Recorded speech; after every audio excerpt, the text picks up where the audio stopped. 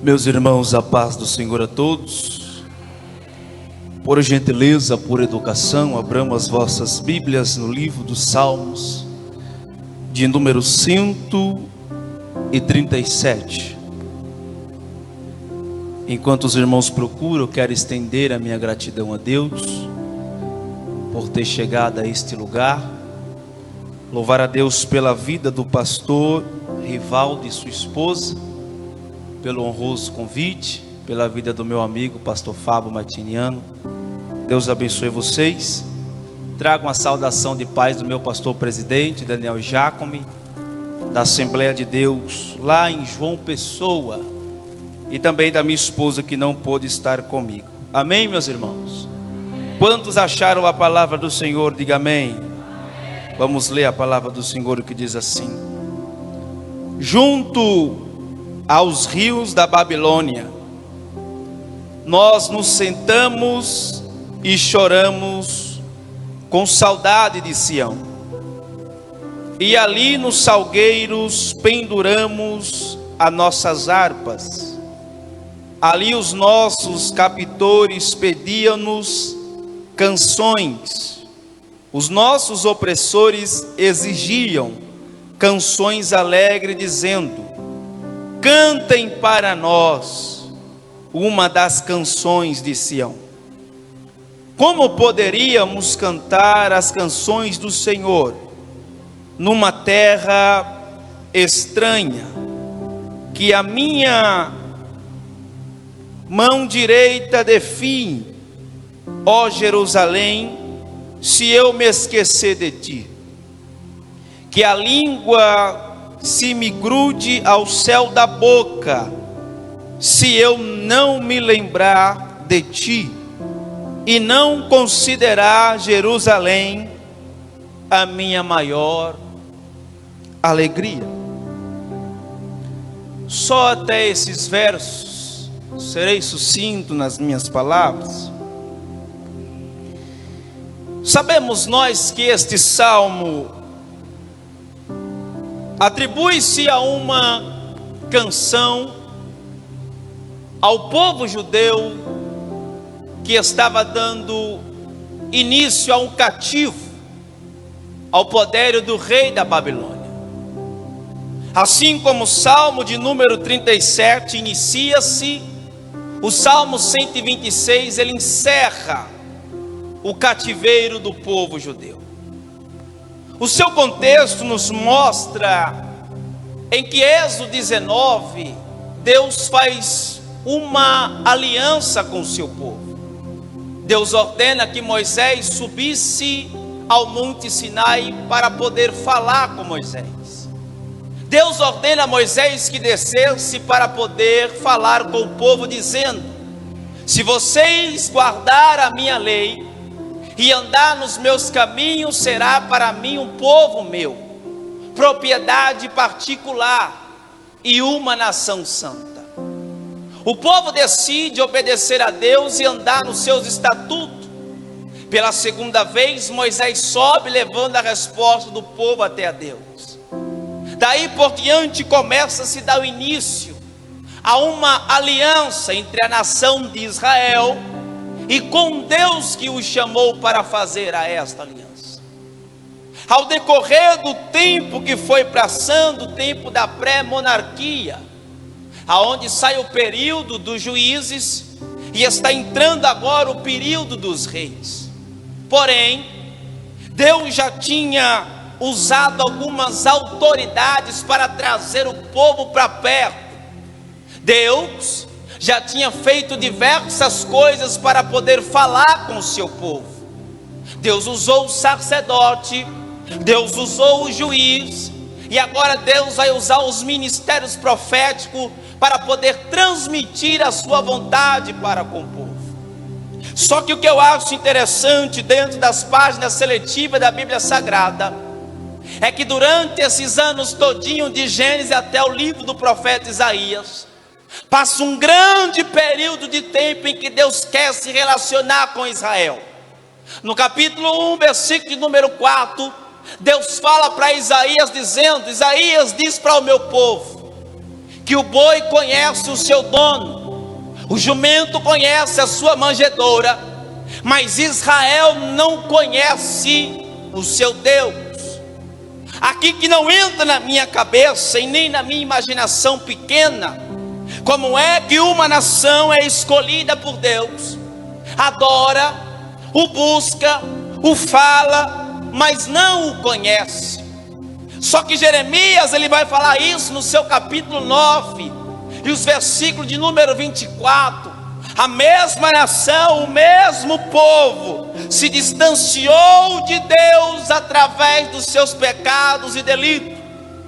Deus sempre quer trazer Israel para perto, só que Israel sempre decide se afastar de Deus. Só que existem algumas tipologias dentro do livro de Isaías, é que Deus trata Israel como uma noiva, como uma esposa, até mesmo como uma criança de colo, porque no capítulo 49 ele vai dizer: ainda que a mãe se esqueça do filho que ainda o amamenta, mas todavia eu não me esquecerei de ti, ó Israel, porque tu estás agravada na palma das minhas mãos. Então Deus vem sempre procurando trazer Israel para a sua presença, mas Israel endurece o seu coração. Israel faz que os seus ouvidos se agravem, os seus olhos criem escama, e agora eles começam a viver nos seus próprios delitos, e Deus dizendo: Israel, eu estou aqui. Quando sai o período do profeta messiânico, entra-se o período do profeta Isaías, porque é o contemporâneo. Jeremias é conhecido por ser profeta das lágrimas, pela ardência do seu ministério, em meio de um povo que estava com seu coração endurecido e rejeitando a mensagem de Deus. Deus chama Jeremias para trazer uma mensagem de juízo para Judá e também para Israel. Só que Jeremias não sabia que tamanha importância, que as palavras que saíam da sua boca, que trazeria grandes consequências para a sua vida particular. Só que chega um momento em que Deus não tolera mais o que está acontecendo na nação. Deus diz para ele: levanta e desce à casa do oleiro, porque lá farei você ouvir as minhas palavras. Quando Jeremias desce à casa do oleiro, ele vai ver que o oleiro estava trabalhando sobre uma roda, e ali tinha-se um vaso. Só que enquanto o oleiro trabalhava, o vaso ele se quebrou. E nessa conversa, nesse diálogo entre Deus e o profeta, Deus faz uma seguinte indagação: Jeremias, porventura, não pode fazer como este oleiro fez com o vaso que se quebrou? Observa-se que nessa indagação, Deus está usando uma simbologia para expressar a sua vontade. Deus está dizendo: Jeremias, não é o oleiro que vai fazer, mas é eu. Não poderia eu fazer da mesma forma que o oleiro está fazendo, restaurando o vaso. Só que Jeremias vai ver que todas essas pessoas que se quebrou na mão do oleiro era a nação de Israel, era a casa rebelde.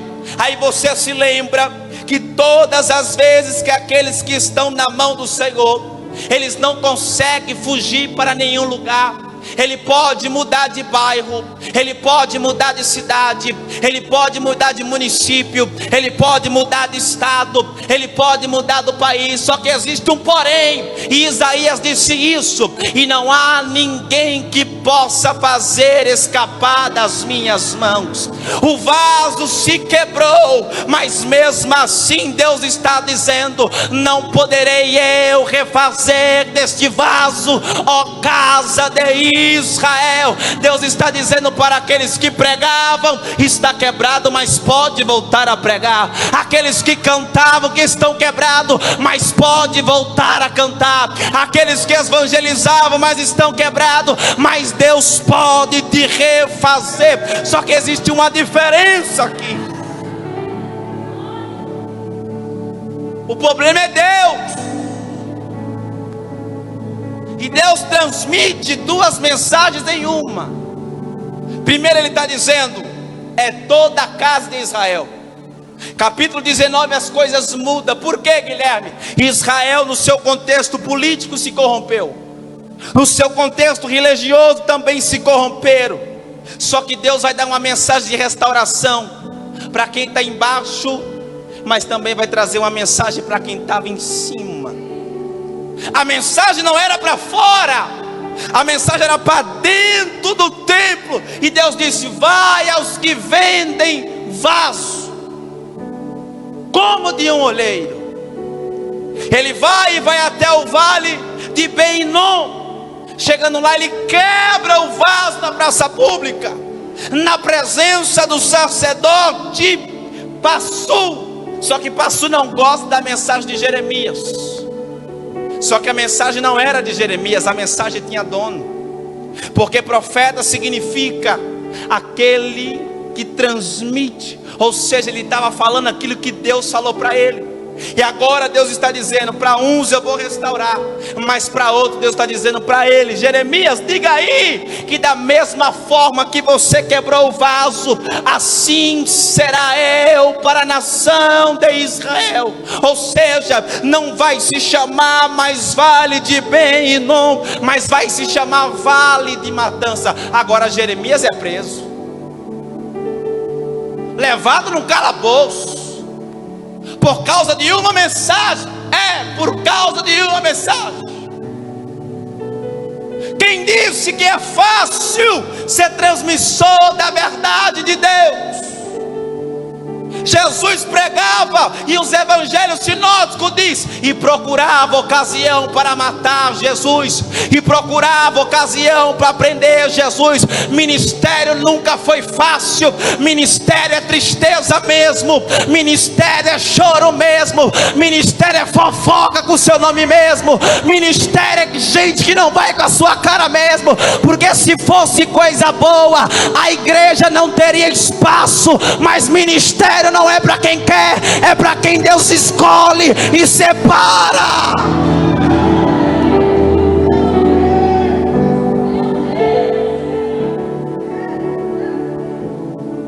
Ele senta, passa a noite no calabouço, no outro dia ele sai, passou a noite apanhando. Agora no capítulo 20 do versículo 8, olha o que Jeremias vai dizer: não falarei mais o nome dele, e nem mencionarei mais ele. Mas tem uma vírgula no versículo e diz, mas é como um fogo cerrado no meu coração. Quando ele se assenta, o Espírito Santo chega perto dele e diz, Jeremias, você se lembra que antes de tu se formasse, eu te conheci, te separei, te santifiquei e te dei a nação por profeta. Só que ele esqueceu também que pelejarão contra ti, mas não prevalecerão, porque eu sou contigo, diz o Senhor. Duas mensagens que me traz preocupação. Por quê? Deus vê que o povo está abandonando o templo. Primeiro, os sacerdotes se corromperam, os reis e os príncipes se corromperam. Só que Jeremias, ele não é um profeta para o povo. Jeremias é um profeta para a liderança. Ele abriu a boca e entregou o que Deus lhe mandou. Para uns que se quebrou, Deus restaura. E para outros que não querem ser restaurados, o que Deus faz? Quebra. Depois que isso aconteceu, olha para cá para você entender. Sabe o que estava acontecendo?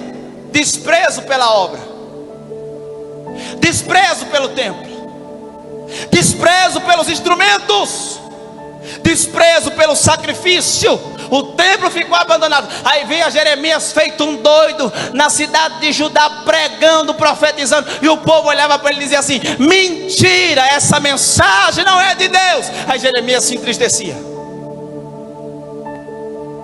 Jeremias abria a boca e dizia: Deus está mandando falar assim. E a pessoa dizia: não está mandando.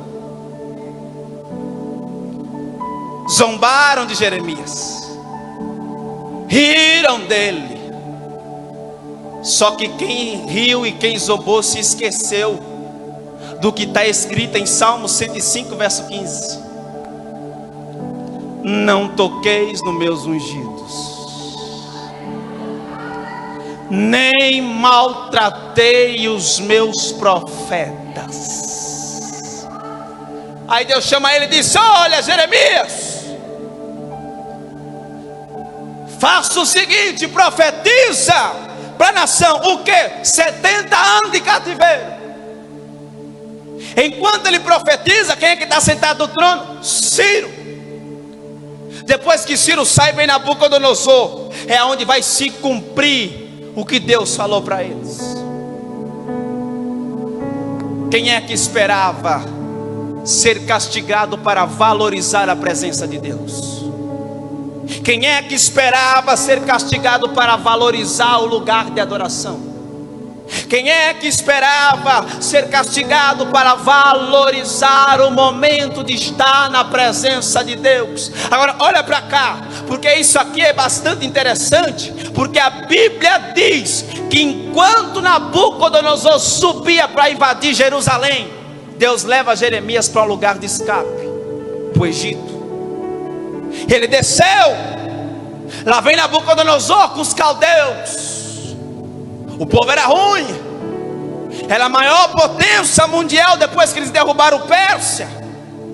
Agora está os judeus de cabeça baixa, está os reis de cabeça baixa, os sacerdotes de cabeça baixa, os príncipes de cabeça baixa, e os falsos profetas também estão no meio.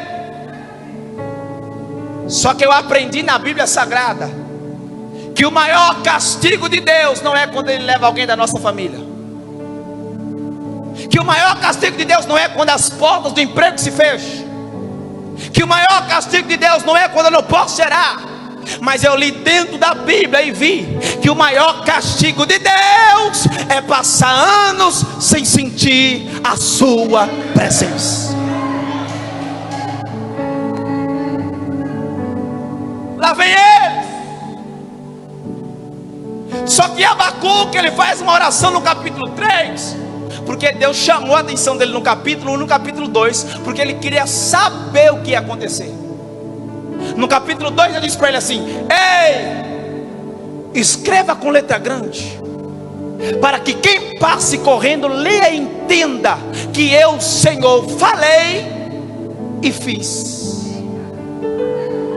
Agora olha a oração de Abacuque no capítulo 3: aviva tua obra, Senhor, no meio dos tempos.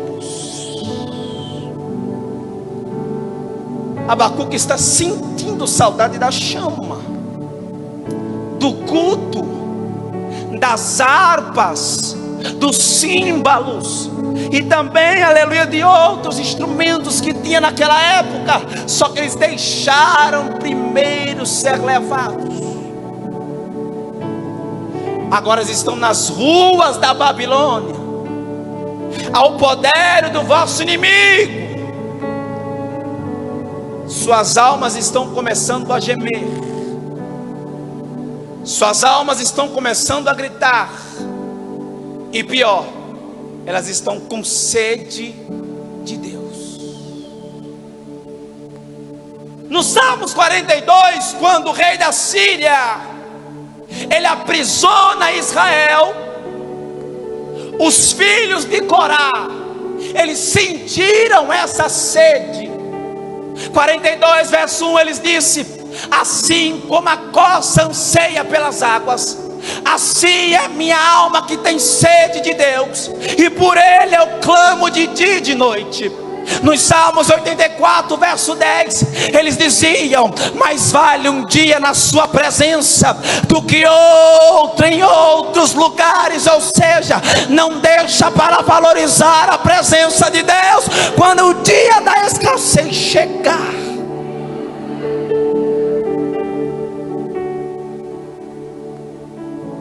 não tinha ânimo para nada.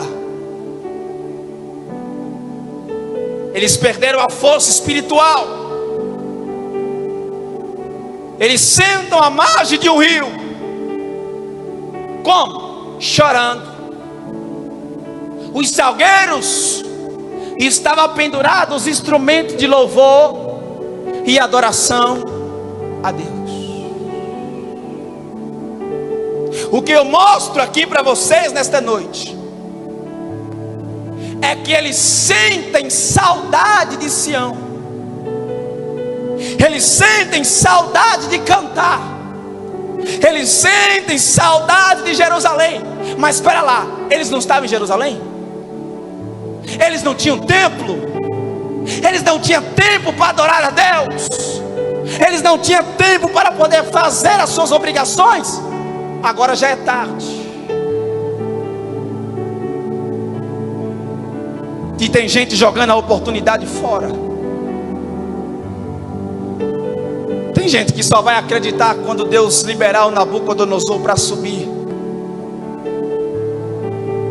Tem gente que está esperando as coisas melhorar, mas não. Olha, no meio político, Deus usou simplesmente eles.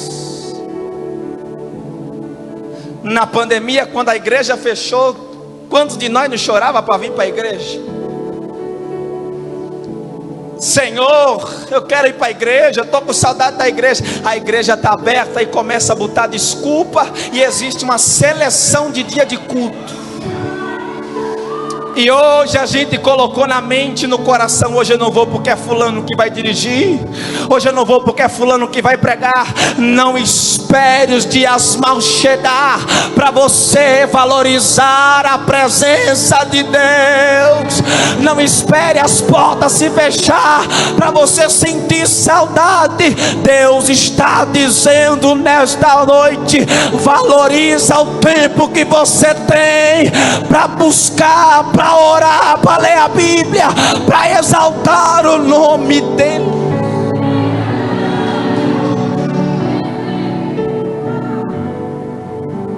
Virou uma seleção,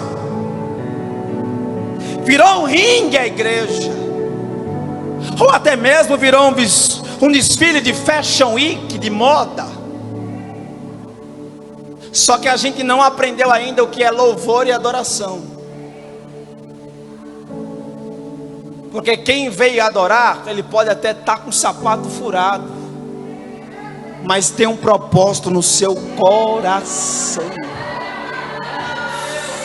Eu vou dizer isso aqui debaixo do sangue de Jesus.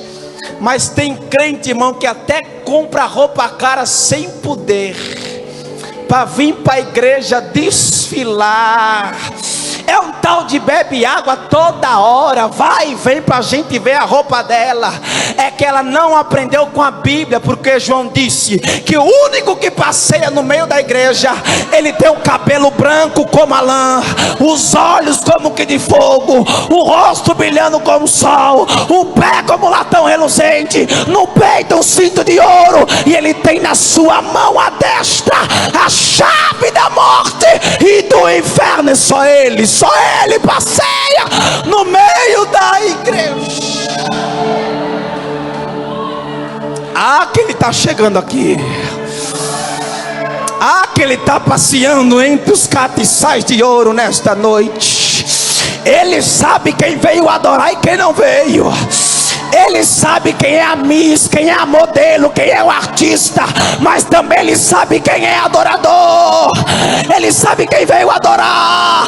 Ele sabe quem veio atrás de resposta. Ele sabe quem veio atrás de refúgio. Ele conhece.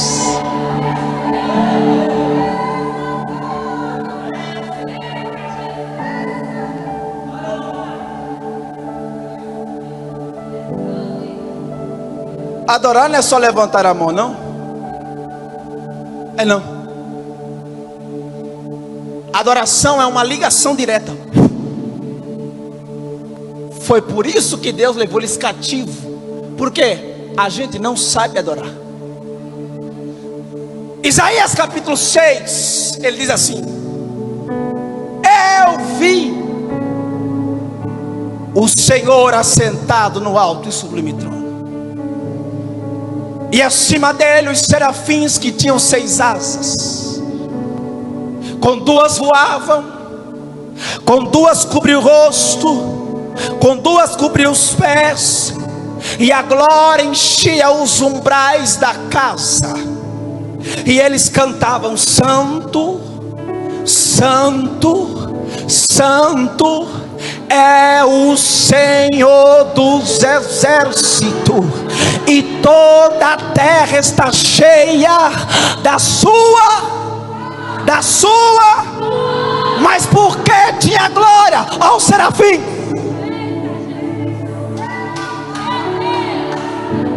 Por que tinha glória ao serafim?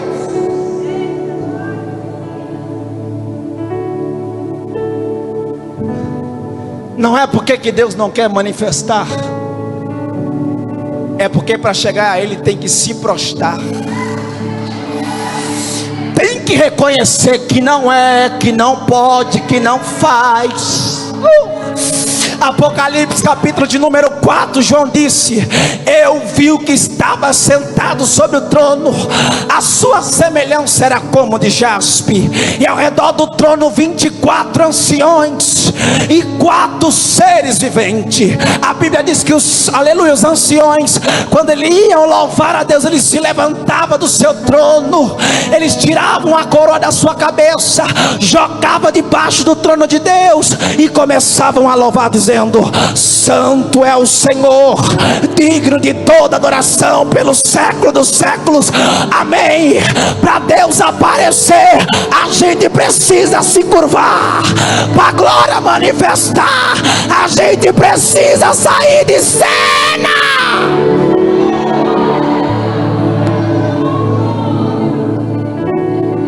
Olha para esse crente e fala para ele: sai de cena, meu filho.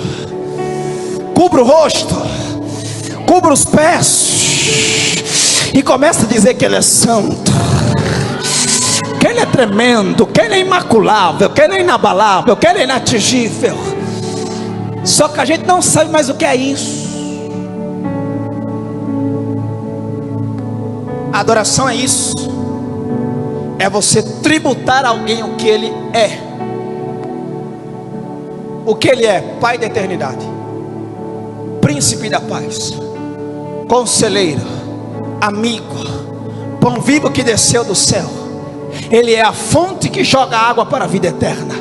Ele é o bom pastor que dá vida pelas ovelhas. Ele é o que abre e ninguém fecha, e fecha e ninguém abre. Ele é o que cura, o que batiza, o que salva, o que levanta o caído, o que vai atrás do perdido. Ele é o que você procura, quem você quer que Ele seja para você. Só que tem um porém: para Ele, a gente fala que Ele é alguma coisa, e Ele de nós. Conhecer a Deus, deixaram para conhecer a Deus no momento de dificuldade espiritual, na sua calamidade espiritual. Esperaram ser oprimidos e opressos pelos inimigos para poder valorizar o lugar de adoração. Só que agora já é tarde demais. Deus vem sempre falando, Deus vem sempre falando, Deus vem sempre falando, e não é diferente nos dias de hoje. Deus vem sempre falando pelos púlpitos do Brasil. Deus vem sempre falando nas denominações.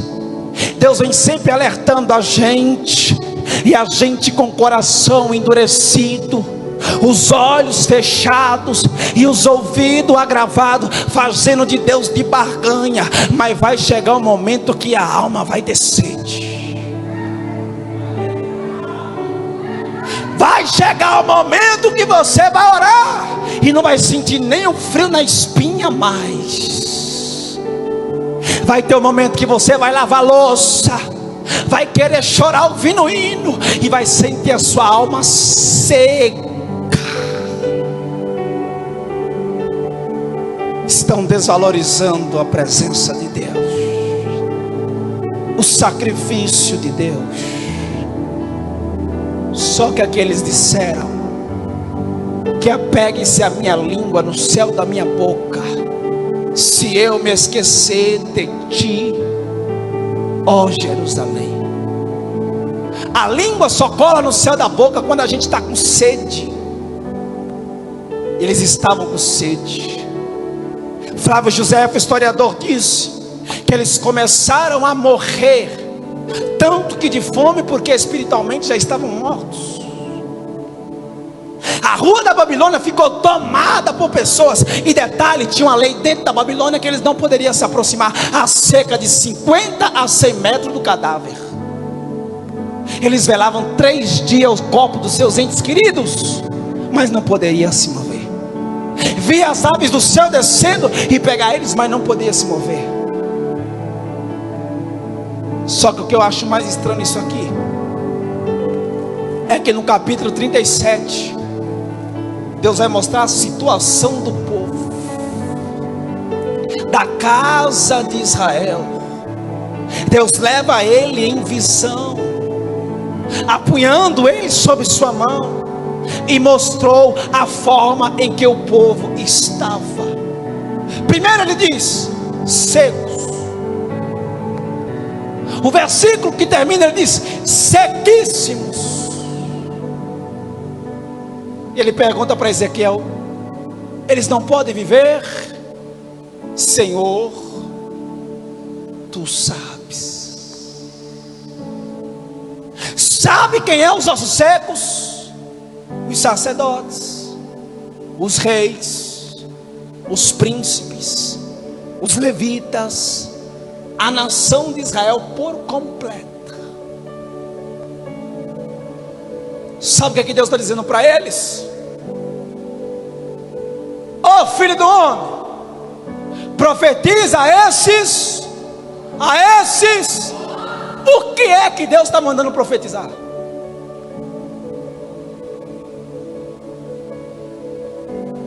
Osso seco, ouve, mas espera lá. Dentro do nosso corpo humano existe 3 ossos que são os menores do nosso corpo. Eles ficam na região do ouvido. O ouvido é a boca da alma. E esses 3 ossos são martelo, estribo e bigórnia. Observa-se que com a morte dele se espalharam os nervos, os tendões, e não tinha pele. Se não tem comunhão, é porque ausentou-se da palavra. Se não tem junção, é porque ausentou-se da vida. E o que é que Deus faz? Primeiro pregue a palavra, profetiza para eles aí: ossos secos, ouve a palavra do Senhor. De quem que é a palavra? E por que a gente faz cara feia quando alguém prega uma palavra mais apertada? Porque aqui não é um restaurante popular que você chega, paga para comer o que você quer. Aqui Jeová ele tem um caldeirão. Aqui sai mensagem de conforto, de libertação, de dízimo, de oferta. Sai palavra de tudo. O seguinte é: se não gostar, coma pouco. Se gostar, coma muito. Se não gostar, vai ter que comer do mesmo jeito. A palavra é do Senhor.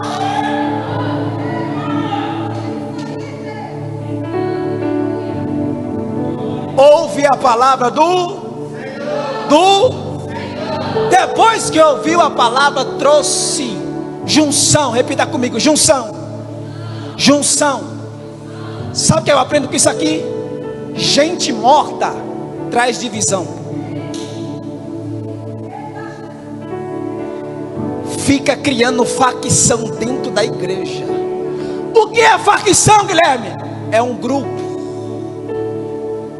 Gente morta não se mistura para evangelizar, mas é aquele que vai correndo dizendo: mulher, tu tá sabendo, me contaram, me disseram. E Deus está dizendo nesta noite: ouve a palavra do Senhor. Crente morno, eita Jesus. Crente morto, ele deixa de ser cristão, ele se torna um religioso. Ele conhece a palavra, anda como crente, dizima, oferta, ora, mas está vazio. Mateus capítulo 23, Jesus disse: hipócritas, vocês são sepulcros caiados. Apocalipse, ele disse: vocês têm o nome de que vive, mas estáis mortos.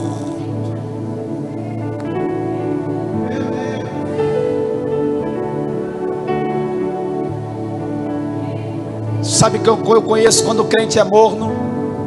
Quando ele começa a ir contra a liderança da igreja. Quando ele fala mal do pastor, do dirigente do louvor, do porteiro, é um crente morto. Mas nesta noite Deus é vida. Deus está dizendo: ouve a palavra. Para quê? Para ver através da junção vem a unção. Salmo 133.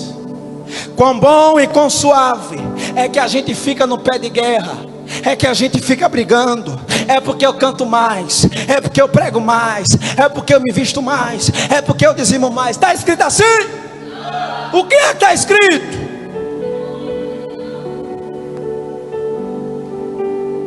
Que vivam é como óleo precioso. Aprenda isso aqui e vou encerrar. Que escorre sobre a capa de Arão, barba, orla das suas, Cristo, cabeça, barba, liderança, orla, membresia e congregados. Cristo, cabeça, barba, liderança, orla, membresia. Pera lá. Aí Paulo vai escrever em 1 Coríntios capítulo 15, ele vai dizer: para a glória do sol, a glória da lua e a glória das estrelas. Para a lua aparecer, o sol tem que sair. Para as estrelas aparecer, a lua tem que aparecer. Ou seja, é hierarquia. Tem muita gente fora do corpo querendo sentir o que só sente unido, apegado, união, conjunto. E Deus está querendo restaurar-nos nesta noite, osso com osso, tendão com tendão, pele com pele, para que as coisas possam mudar em nosso meio.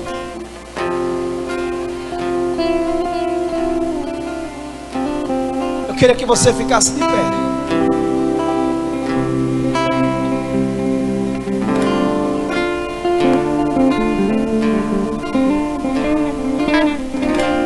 A gente não pode se conformar com os dias em que nós estamos vivendo. O caminho para o céu é bem mais estreito do que você pensa. Servir a Deus é mais difícil do que você pensa. Mas eu vim aqui te convidar nesta noite a pegar a sua harpa que está pendurada no salgueiro. Eu quero te convidar que você pare de chorar dizendo que está sem força, sem ânimo e sem vigor, porque Ele te dá força, Ele te dá ânimo e Ele também te dá vigor. É noite de restauração, é noite de Deus da vida, é noite de Deus te colocar de pé de novo. Só que existe um porém. Você precisa ouvir a palavra do Senhor. Ouve-se um barulho. Depois do barulho, Deus diz para ele: profetiza ao filho do homem. Vem dos quatro cantos ao vento do Espírito. Sopra neles que estão mortos, e vivereis. O diabo está gostando de ver a gente frio, a gente morto, se rastejando. Ele está satisfeitíssimo com a gente que perdeu a oração, o jejum, o comprometimento com a palavra. Ele está achando bonito, mas nesta noite Deus vai levantar uma igreja em Maria, que vai colocar fogo nesta cidade, e ela será conhecida pelo poder e pela palavra. Mas assim diz o Senhor, Rivaldo, nesta noite: os meus olhos procurarão os fiéis desta terra, mas os que ousam de engano não ficará dentro da minha casa, diz o Senhor. Deus vai fazer uma limpeza. Todo ramo que não dá fruto, Ele vai tirar. Mas os que estão ligados na videira, está chegando o tempo de poda, e vai continuar a dar fruto, vai crescer, vai prosperar, vai avançar, porque Deus tem um novo tempo para este lugar. Aleluia.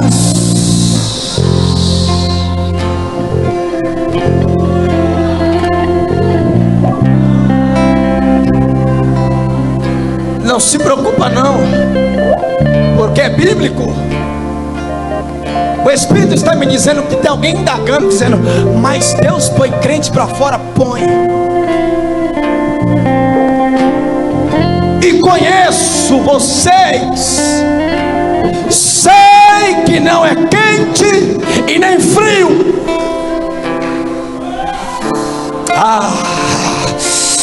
Não faça a prova de Deus não, meu filho.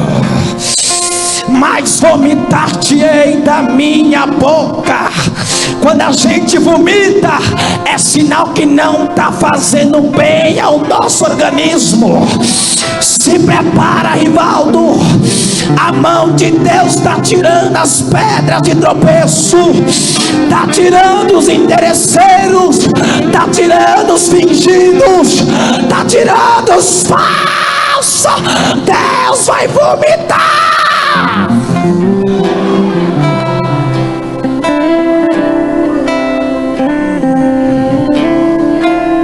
Há uma guerra espiritual aqui muito grande. Mas se prepara, que depois da limpeza, da restauração, você vai ver o que Deus vai fazer sobre este lugar. Eu queria que você fechasse os seus olhos agora, colocasse a mão no seu coração, aleluia, e começasse a orar por esta igreja agora, e pela liderança agora, em voz alta. Eu não sei se já aconteceu ou ainda vai acontecer, mas eu estou vendo os céus com a nuvem negra. Os principados e potestades estão trabalhando, mas nesta noite Deus está se levantando como um general de guerra. Já está dando ordem aos anjos para dissipar contra este lugar as palavras ao contrárias, as palavras de maldição, as feitiçaria. Eu não estou ouvindo você orar. Começa a clamar agora. Satanás, se prepara. Estamos em guerra. Estamos em guerra. Abre a boca para orar. Vai. Vai. Deus está trabalhando. Vai.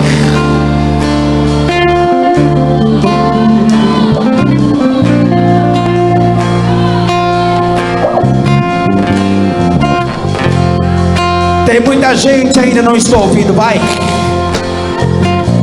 vai, o diabo faz dar raiva a você o dia todinho. Chegou o momento de você fazer raiva a ele. Ora mesmo, vai, ora com vontade. Ora com vontade para você sentir o que vai descer aqui. Ora com vontade, pede para Deus. Diga: Deus, toma conta da minha igreja. Toma conta do meu pastor. Toma conta deste lugar. Vai, abre a boca. Maior do que o céu, Vai, mais alto, vai descer renovo aqui neste lugar. Vai descer restauração brilha neste lugar. mais do que o sol. Aleluia. A terra se cala, Senhor Deus e Pai, para lhe escutar, Criador dos céus e da terra. E ele Neste chama momento, meu barulhos de nome. espadas, Senhor. Existe uma guerra sobre este lugar, meu Pai. Mas eu sei que o Senhor é maior.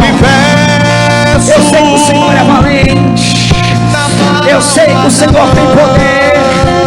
Eu sei que o domínio está em ti. E neste momento eu quero declarar, Senhor, que nenhum principado, nenhuma potestade, nenhum demônio, nenhuma obra, Senhor, terá poder contra a sua igreja. Porque o Senhor é grande, o Senhor é real, o Senhor é fiel. E neste momento da Ele é grande, Ele é grande, Ele é grande. Quebra, Jesus! Desarma, Jesus! Há poder no teu sangue! Há poder no teu sangue! Há poder no teu sangue! Há poder no teu sangue! Há poder no teu sangue! Há poder no teu sangue! Há poder no teu sangue! Agora!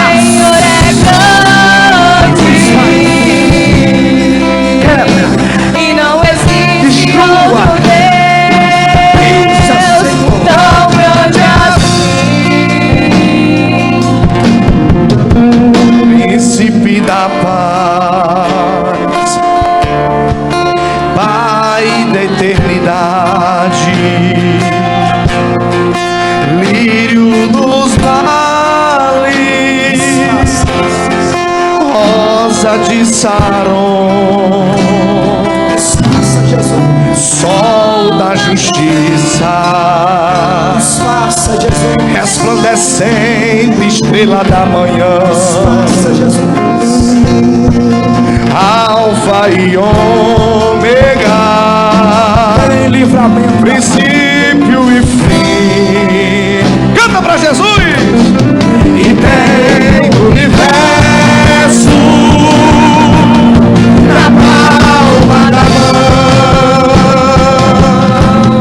Soltai pra folha da árvore com a sua permissão. Canta pra Jesus! Se Ele sabe quantos grãos de areia tem no oceano, ouça as correntes, foi limite das águas. Ele é grande, Ele é grande, Ele é grande, Ele é grande. As correntes caíram. Meu Deus é grande e não existe outro Deus tão grande assim. Ele é grande, grande. O Senhor é grande e não existe outro Deus tão grande assim. É assim. Fez o homem a sua imagem e semelhança, está presente no sorriso da criança. Para a escuridão ele é luz.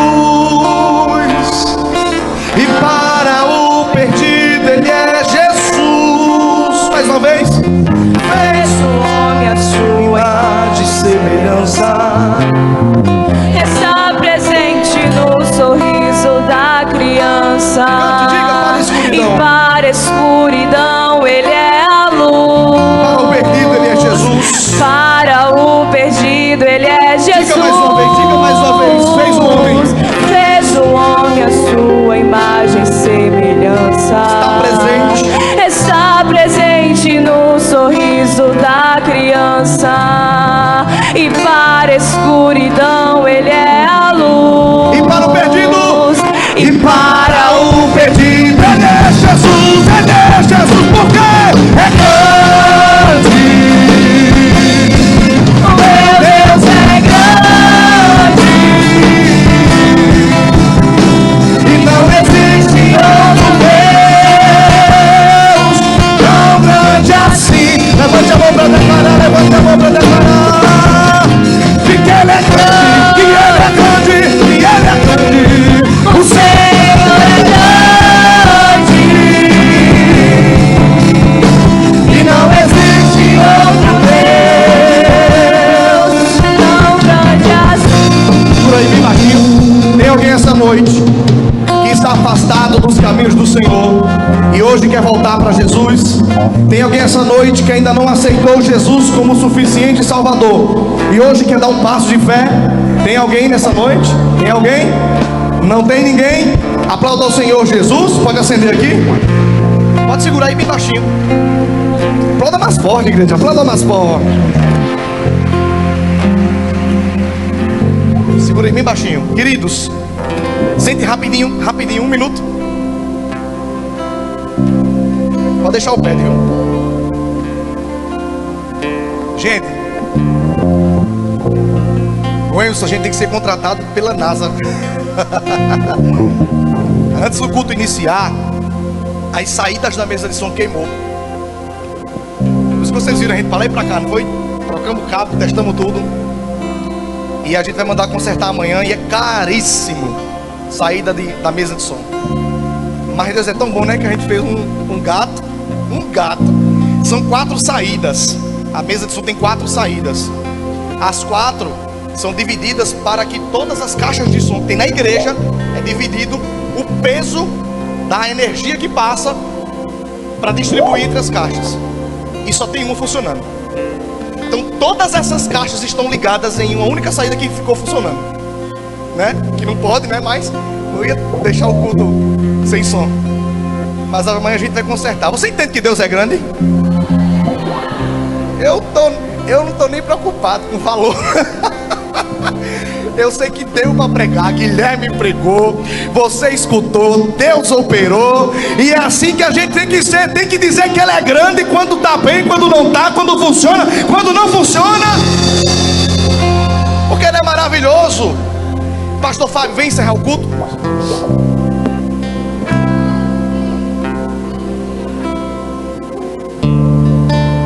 Graças a Paz, igreja. Fique de pé, vamos orar. Finalizando este culto maravilhoso. Que palavra abençoada. Deus falou tremendamente neste lugar. Senhor Deus e eterno Pai, maravilhoso Deus, queremos te louvar e te agradecer por mais um culto neste lugar. Deus, obrigado pela palavra, pelos louvores, por tudo que o Senhor fez neste ambiente, Pai. Deus amado, Deus querido, leva o teu povo para casa, acampa teus anjos, Senhor. Dá em nome de Jesus um final de semana abençoado para cada um deles, Pai. Que eles possam estar aqui domingo te adorando e te exaltando neste lugar. Deus amado, Deus querido, é assim que nós te oramos e te agradecemos por este culto abençoado. Em nome de Jesus, a igreja diz: amém. Que a graça e a paz, mas diga-se doce consolação do Divino Espírito Santo, repouso sobre toda a igreja, hoje até que Jesus volte. A igreja diz: amém. Cumprimente, irmão, com a paz do Senhor.